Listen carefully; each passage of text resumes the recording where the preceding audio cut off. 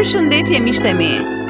Një fjalë e urtë thotë se sa më e madhe të jetë dhimbja, aq më e vështirë është për ta shprehur atë. Dhe për një kohë të shkurtër, kjo ishte e vërtetë edhe për personazhin e historisë sonë të sotme. Ajo përjetoi gjëra që asnjë fëmijë nuk duhet i përjetojë. Por mendërisht mësoi t'ia mbafte në një vend të sigurt. Një vend ku askush nuk do të mund ta lëndonte.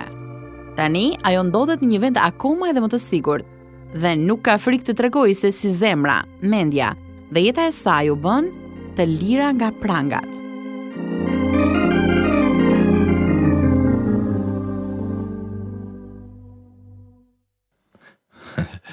Jo, zemër, ti nuk je robot. Ajo ishte thjesht një histori. Por?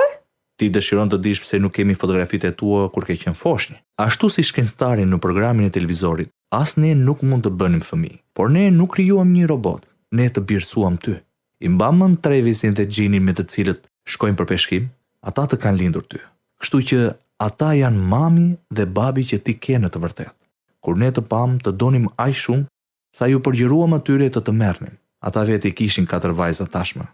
Kështu ne të morëm kur ti ishe 1 vjeç e gjysmë. Tani ti je vajza jon dhe ne jemi mami dhe babi yt. Në rregull? Miqtë e mi, po ndiqni të lirë nga prangat, radiodramatizimin e historive të vërteta njerëzore që përcjellin lajmin e mirë në botë. Këto histori janë prodhuar në Chicago nga Pacific Garden Mission dhe vinë për ju në gjuhën shqipe nga Radio 7 në Tiranë. Sot për transmetim ju ftohet të ndiqni programin me numër 284, programi që ju bën të përballeni me veten dhe të mendoni.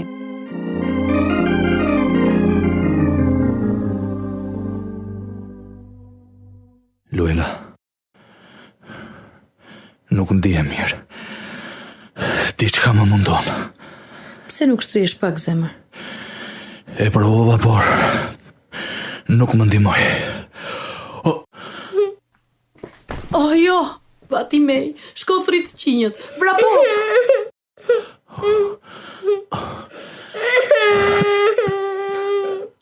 Mjaft qëtë. Jam mirë. Do bëjmë prapë mirë.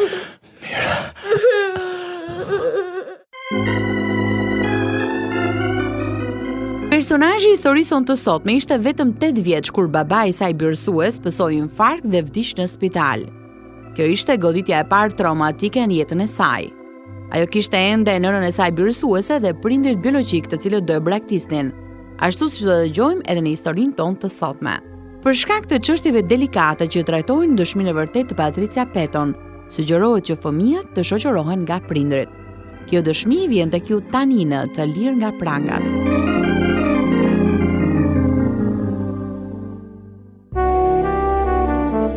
Mami dhe babi, prindrit e mi birësues, ishin familja ime dhe mbasi babai vdiq, nëna nisi të pi.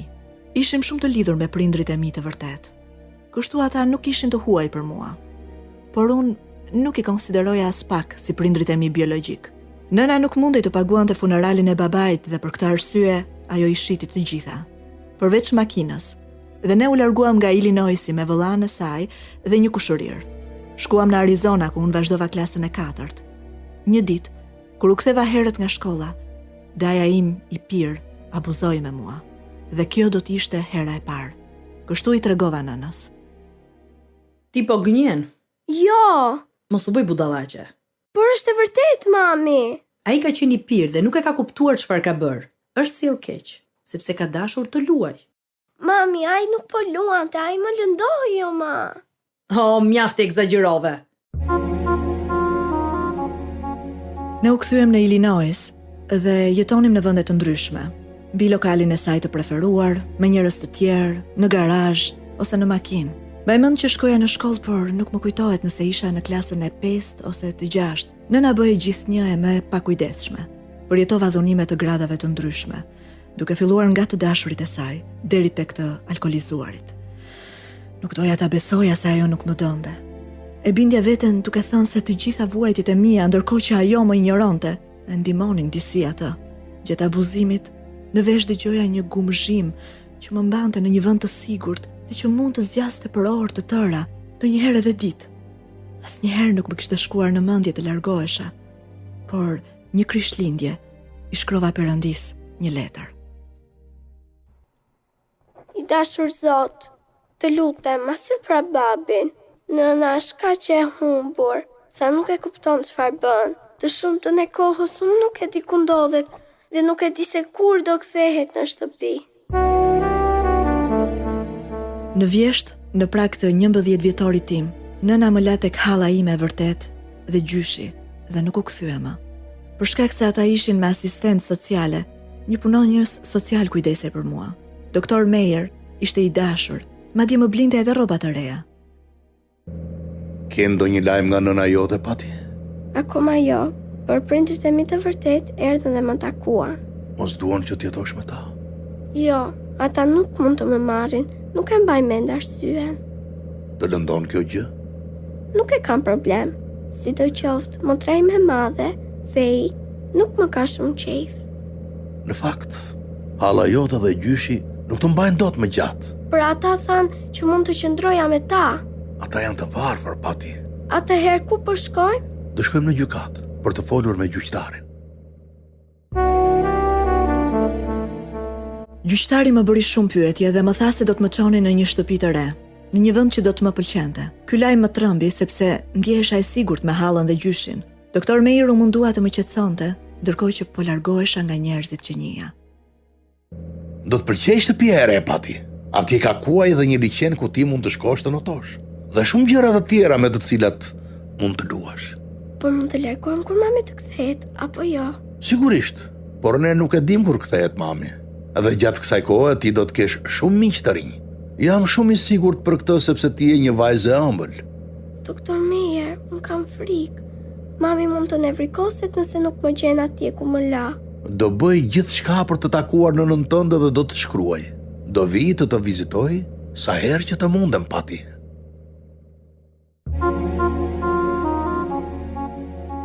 Askush nuk më tregoi se nëna ime nuk do të kthehej më të më merrte. Kur më rritëm në jetimore, u njoha me kujdestarët dhe drejtorin, i cili më tregoi rregullat. Do qëndrosh me vajzat e klasës së parë, Pati. Ky është grupi miri që kemi. Kjo këtu është dhoma jote dhe ky këtu është dollapi yt. Këtu mbaj gjërat e tua personale. Ne kemi një orar të caktuar për dushet. Eja tani dhe do të tregoj konviktin. Oh, Perëndi, pse qan më i vogëlushe? Unë dua mamin. Oh, jo, mos qaj, Pati. Shumë shpejt ti do të ndihesh si në shtëpinë tënde. Si fëmijë i ri që isha, më veçuan dhe më thërrisnin Pati Bufalaqe, një emër të cilin e përçmoja. Vendi im i sigurt nuk ekzistonte më, por ishte mbushur me lot që më zemëronin akoma më shumë. Por në jetimore dëgjova për Zotin, duke qenë se ajo ishte e lidhur me një kish. Çdo mëngjes pas ngrënies, ne luteshim dhe mësonim përmendesh pasazhe nga Bibla.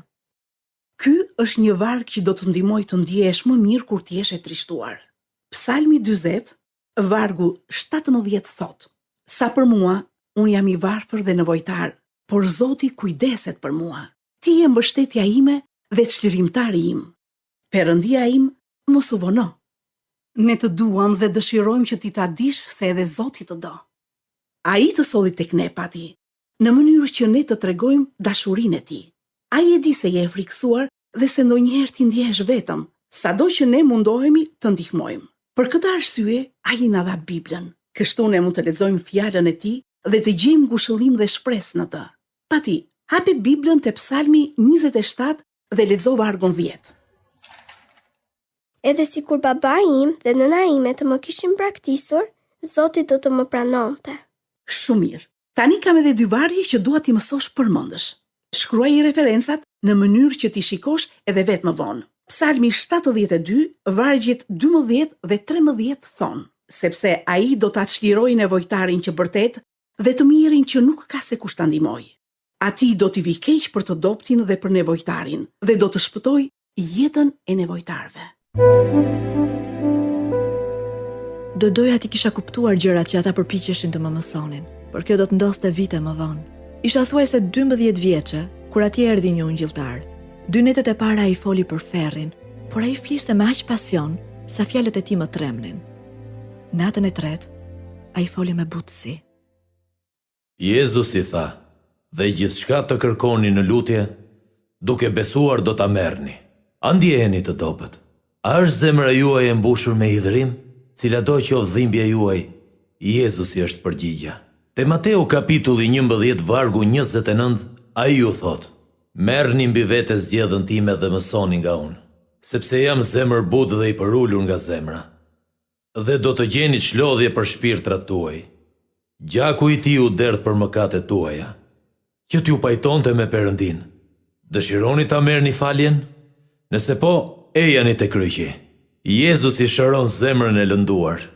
Ai tha: vjedhsi nuk vjen veç se për të vjedhur dhe për të vrarë e për të shkatruar. Unë kam ardhur që të kenë jetë e ta kenë me bollëk. Ai erdhi për t'ju bërë të lirë nga frika dhe dënimi. Sepse Perëndia nuk e dërgoi birin e vet në botë që ta gjykojë botën, por që bota të shpëtohet me anë të tij. Nëse doni liri dhe dashuri dhe një shtëpi të përjetshme me Perëndin, ejani dhe pranojeni Jezu Krishtin si shpëtimtarin tuaj.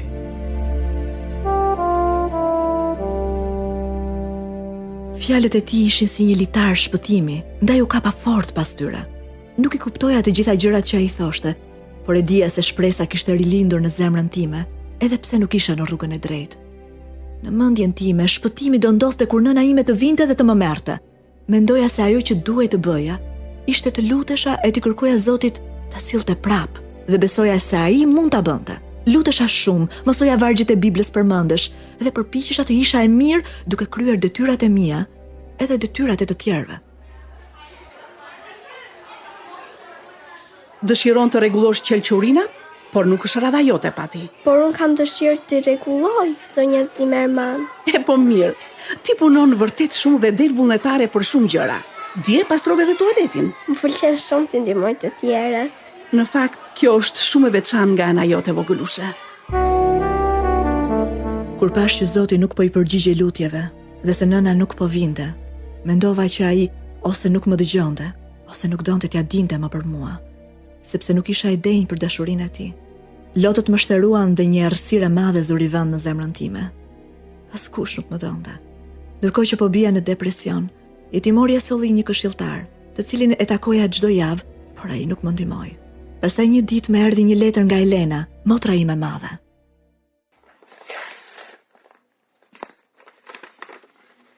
E dashur motra ime e vogël, më është dashur kote të të gjeja, dhe nuk ka qenë lehtë, por të gjeta dhe mezi presta të takoj sërish. Bashkëshorti im dhe unë po planifikojmë që të takojmë së shpejti. Shpresoj të jesh e lumtur atje dhe të kesh shumë miq. Dua të dish që ne të duam shumë. Ndjesha shumë e lumtur sepse dikush më donte. Askush nuk më kishte shprehur ndonjëherë dashurinë e tij që prej vdekjes së babait. Motra ime Elena më shkroi disa herë dhe më tha se do të vinte një të diel pasdite. Nuk më sinte gjumi nga gëzimi që kisha. Sa më shumë afroi ora e vizitës, aq më të gjata më dukeshin minutat. Dhe kur ora erdhi, ajo nuk u duk. Për brenda më kaploi zemërimi. Ndjesha aq e lënduar sa mendoja se do të vdisja dhe me shumë vështirësi arrita të bëj punët dhe të hipja në autobus për të shkuar në kish. Kur dikush tha, lëviz moj pati bufalaqe, atje shpërtheva.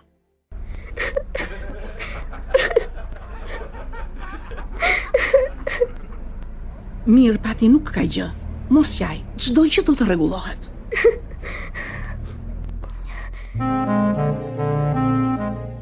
Kur ndalova së qari isha shumë e zemëruar me të gjithë. Të gjithë më kishin gënjur. Imati i cili tha se do të bëhej mirë, nëna e cila tha se do të kthehej të më merrte, halla e cila tha se do të mund të qëndroja me të, gjyqtari i cili tha se do të më pëlqenin fëmijët në jetimore dhe motra e cila tha se do të vinte të më takonte.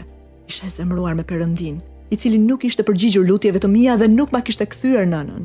Zemërimi më konsumonte për brenda, derisa dikush, a diçka, i fryu zjarrit brenda, edhe shpërtheva në zemërim. Me kalimin e kohës u përshtata me fëmijët në jetimore dhe zemërimi u zvoglua. Në klasën e 7 ne shkuam në një shkollë publike në qytet, ku më lejohej të merrja pjesë në aktivitete të ndryshme, siç ishin lojrat. Jeta ishte e bukur dhe përpiqesha të bëja një jetë të rregullt. Madje kur u diplomova në moshën 17 vjeçare, kisha të dashur. U largova nga jetimorja pas një të ardhur, pa patent dhe pa profesion, por kisha vetëm një bursë shteti nga Universiteti i Kansasit, në të cilin shkonte edhe i dashuri im. Kur shkuam atje, ai më la sepse asnjëri nga ne nuk ishte mjaftueshëm i rritur sa të përballej me vështirësitë e jetës. Tentova të vetë vritem dhe kështu universiteti më ktheu në Illinois. Në verën e vitit 1971, vendosa të vizitoj një nga hallat dhe kushërirën time të preferuar. Pati, sa mirë që të shoh sërish.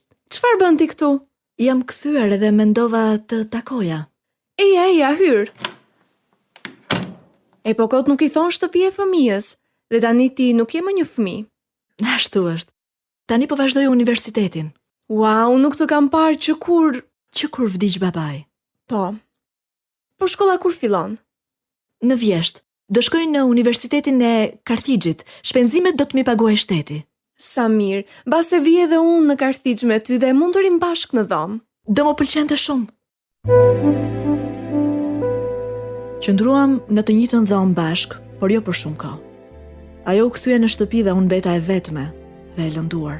Shumë shpejt zura një shoqe të re e cila quhej Mary Jane. Ajo më prezantoi me një grup të droguarish, të cilët jetonin në një shtëpi të quajtur Shtëpia e Koktejit. Ne i bashkonim parat, edhe blinim drog, ushqim, gjëra të tjera të nevojshme, edhe paguanim qiran. Atje e njoha Frankun. Një natë, pash që gruaja e tij po rrinte në dhomën e gjumit me një djalë tjetër. Duke parë dhimbje në sytë e Frankut, prisja që ata të ktheheshin. Më pas e mora Frankun në dhomën time. Unë nuk dua ta tradhoj gruan time. Thjesht do i bëjmë të mendojnë se jemi bashkë, Frank. Do qëndrojmë pak këtu dhe pastaj do dalim. Ajo është gënjeshtare. Më vjen shumë turp. Kam kuptuar se nuk mund t'i besosh askujt. Gjatë gjithë jetës sime njerëzit vetëm më kanë gënjur. Njerëz të cilëve i besoja. Nuk duroj dot më. Do të përgatis letrat e divorcit. Kujti nevojitet një bashkëshorte e tillë? Ja, merr edhe një dozë. Faleminderit. Unë tani jetoj vetëm për të tërhequr ndonjë vizë. Të paktën ndihem mirë për disa minuta.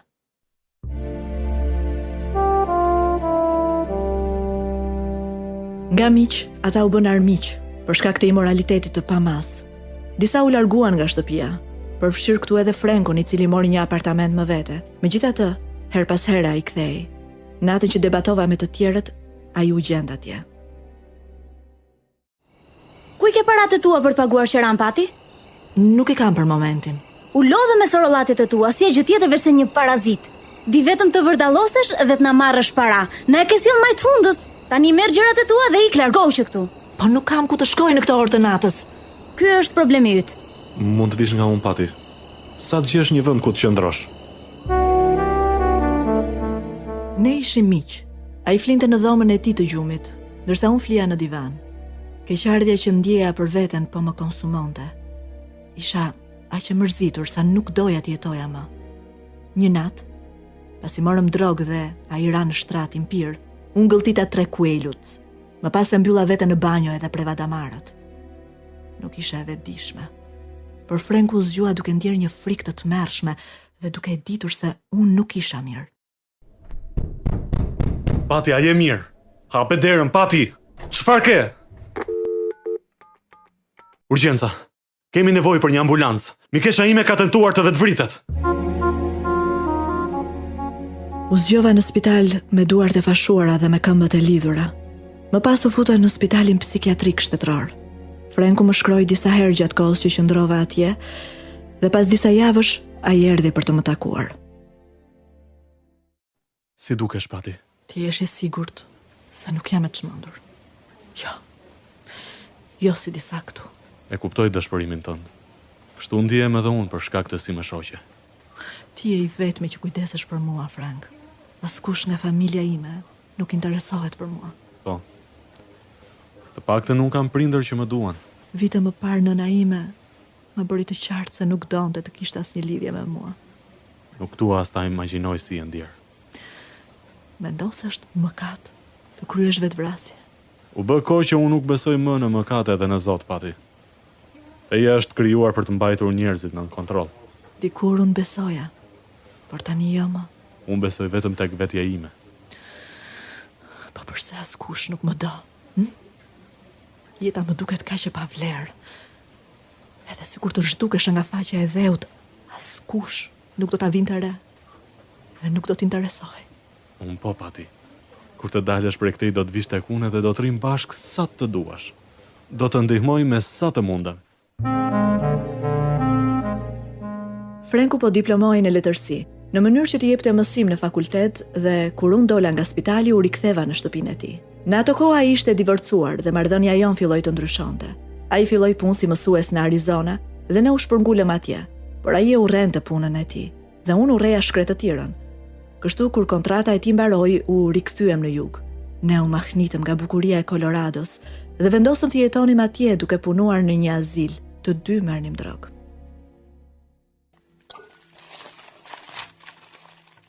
Ditë e gjatë apo jo? Është e vështirë t'i shohësh ata të moshuar duke vdekur. Sketchbën është pjesë e jetës. Çfarë mendon se ndodh me ne kur vdesim? Asgjë. Mos harro që unë jam ateist. Kur unë kam qenë fëmijë, besoja.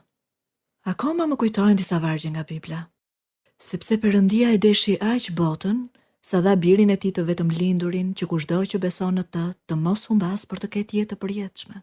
Sepse paga e mëkatit është vdekja, por dhurata e Perëndisë është jeta e përjetshme nëpërmjet Krishtit Jezus, Zotit ton. Dhe ne e dimë se të gjitha gjërat bashkëveprojnë për mirë për ata që e duan Perëndin, për ata që janë të thirrur sipas qëllimit. Po si, sikur të ishin të vërteta të gjitha këto. Mjaft me këto marrëzira. Po unë nuk dua të përfundoj si ata të moshuarit, në një tjetër institut. Puno shumë dhe nuk ka për të ndodhur. Mos më thuaj puno shumë. Unë punoj boll, e me gjitha të na shiko? Mezi po ja dalim ban. Edhe ti më fajson mua? Unë nuk kam dashur gjë tjetër, vetë se një shtëpi dhe një familje. Edhe kjo nuk ka për të ndodhur. Mos fillo me këto tani. Jam i lodhur nga pikëllimet e tua. Mendova se ne do të kishim një shtëpi të vërtet. Po ti nuk e fare ambicje. As ti nuk e. Po ti e fillove mirë jetën, e kishe një familje. Unë nuk e kam patur kurrë, askush nuk më ka dashur. Të thash të mos ankohesh më. Më dëgjove? Mjaft. Ne grindeshim me fjalë, por ndonjëherë kur ai pinte, tregoi i dhunshëm edhe fizikisht. Më pas unë mbeta shtatzën, kështu që ne u martuam dhe u kthyem në Illinois te prindrit e tij. Duke qenë se kur je shtatzën edhe pasi lind bëhesh e ndjeshme, unë kisha nevojë për dikë me të cilin t'i ndaja ndjenjat e mia. Ndaj i shkrova nënës sime. Të ka shkruar dhe ajo? Po, thot se i vjen keq që nuk erdhi të më merrte dhe sa po të gjej mundësinë do të ma thot arsyen. Është goxha fillimi i mbar. Po nuk mbaron këtu, Frank. Edhe motra më shkroi. Të kujtohet kur të thash se ajo më kishte premtuar se do të vinte të më takonte në jetimore, por nuk erdhi? Ajo motër? Po, e kam prap një familje edhe jetojnë të gjithë në të njëjtën zonë. Mbase shkoj i takoj ndonjë ditë. Më pas mësova se fjalët ngushëlluese të nënës sime biologjike nuk ishin të vërteta. Por në ato kohë ndjesha shumë e ngazëllyer. Atë verë, pasi shkëmbyem disa letra, unë shkova të takoj motrën time, Elenën. Nuk mund ta besoj që qen ke ti. Jam shumë e gëzuar që po të shoh sërish, Pati. Kurse unë nuk e besoj dot që ne të dyja ngjajmë kaq shumë. E po jemi motra. Të mbaj mend që kur ishe fëmijë. Unë nuk kam parë ndonjë fotografi timen kur kam qenë foshnjë. Ti ke? Sigurisht, por shkoj të marr albumet. Më vjen shumë keq që nuk mundem të vinim në jetimore për të takuar. Nuk e ke idenë sa shumë u zhgënjeva. Ata na thanë se nuk duhet të komunikoni me ty, sepse më pas ti do mërziteshe. Po ti e familja ime. Më thanë gjithashtu se nuk isha të drejta ligjore dhe se ti do ishe shumë më mirë pa ne. Të lutem, më trego pak për motrat e tjera. Në fakt, unë u largova nga shtëpia kur isha 13 vjeçe dhe Feji u largua kur ishte 10. 10? Po, nuk është se ke humbur gjë, Pati. Familja jon është pak sa e çrregullt. Gjatë atij takimi, ne qam edhe ngushëlluam njëra tjetrën dhe planifikuam që në vjesht të mblidhnim të gjithë familjen. Ishte një takim i tensionuar, por të gjithë ishin atje. Përveç Fejit, e cila ishte e varur prej drogës dhe jetonte në Springfield. Kur Suzana ishte 3 vjeçe, u ndava nga Franku, sepse zënkat tona e friksonin vajzën. Shkova të jetoj me Elenën, e cila edhe ajo ishte ndarë nga bashkëshorti i saj dhe jetonte me Fein. Do me thënë ti që nke pati, fëmia e humbur prej kohës. Po. Sigurohu që fëmia yt mos mi prek gjërat, kuptove? Ajo është fëmijë shumë i mbar. Po si, këta nuk janë të mbar. Po nuk mu dëgjoj do e godas.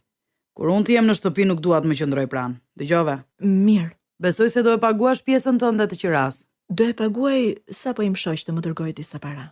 Shpresoj të futesh punës nëse ai nuk të sjell. Nuk më intereson fare ku do i gjesh. Dakord? Ajo përdorte një qetësues analgjezik dhe ishte aftë të bënte gjithçka përpara. Dal nga dal Elena u largua me qëllim që t'i shmangej kësaj situate. Një natë u zgjova dhe pash Fein që më kishte drejtuar një pistolet duke më kërcënuar se do të më vriste. Ditën tjetër i telefonova Frenkut që ta merrte vajzën. Isha e trembur nga feji sa shkova për kontroll në spitalin psikiatrik të zonës.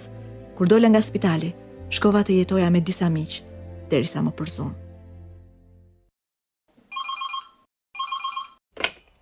Alo?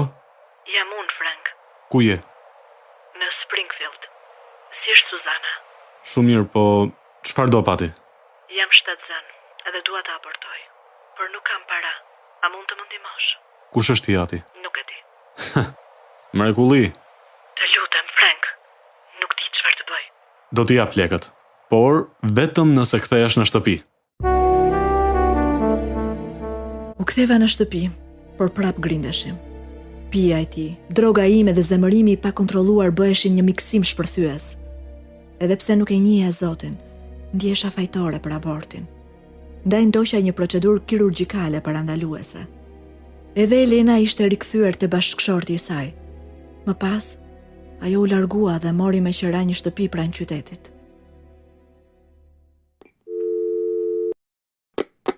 Alo? Ç'kemi Elena? Jam unë Pati. Si je, Pati? Si mbi gjëmba. Gjithë frikë se mos gjërat që bëj do e inatosin Frenkun. Të kuptoj. Për këtë arsye u largova dhe unë kësaj here. Po ti ke menduar të ndahesh prej tij? Po ku të shkoj? Me Fein, as që më shkon në mendje të jetoj. Ajo është e çmendur.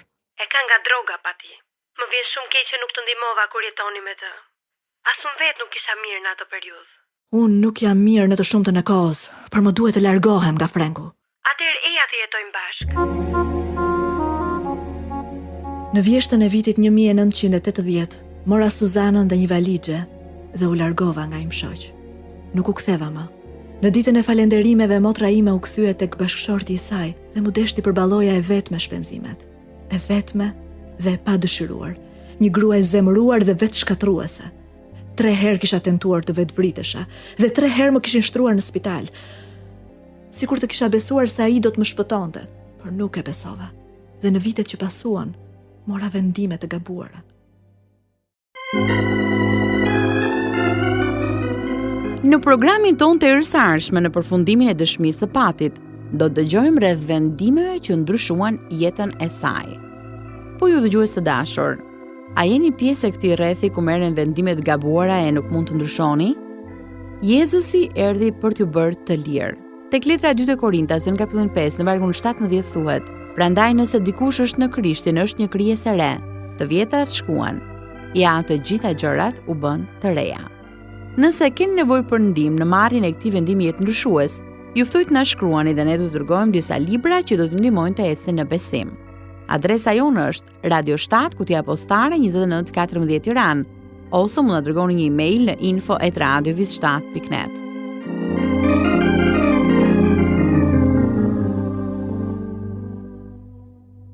Ndoqët programin me numër 284. Kjo ishte pjesa e parë e historisë së vërtetë të Patricia Peton. Të lirë nga pranga të prodhuar nga Pacific Garden Mission dhe u soll për ju në gjuhën shqipe nga Radio 7 në Tiranë, për të treguar nëpërmjet historive të vërteta se nëse jeta juaj është bosh, ajo mund të mbushet derisa të derdhet. Do të ishte e kënaqësi të dëgjonim se si ka ndikuar këto programe në jetën tuaj. Ndaj mos harroni të na shkruani. Deri herë në ardhshme bashk, miru dëgjofshim.